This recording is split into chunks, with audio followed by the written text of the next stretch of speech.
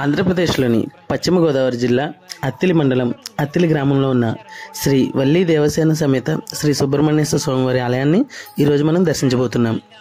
1910వ సంవత్సరం నుంచి స్వామివారు ఇక్కడ పూజలు అందుకుంటున్నారు. ఉభయ గోదావరి జిల్లాలో ఎక్కడా లేని విధంగా ఒకే శిలపై వల్లీ దేవసేనలతో కొలువైన శ్రీ సుబ్రహ్మణ్యేశ్వర స్వామివారి విగ్రహం అత్తిలి గుడిలో మాత్రమే ఉండడం ఇక్కడ విశేషంగా చెప్పుకోవచ్చు. ప్రతిరోజు సాయంత్రం సోమసూత్రం గుండా ఒక సర్పం వచ్చి ఇక్కడ దర్శనమిస్తుంది.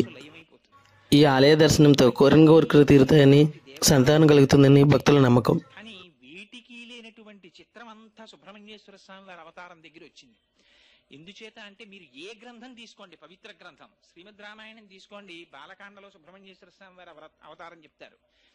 భారతం తీసుకోండి, సుబ్రహ్మణ్యేశ్వర స్వామి. ప్రతి సంవత్సరం మార్గశిర మాసం శుద్ధ పంచమి రోజు సాయంత్రం స్వామివారి కళ్యాణం జరిపించి తర్వాత రోజు షష్ఠి మహోత్సవాలు నిర్వహిస్తారు.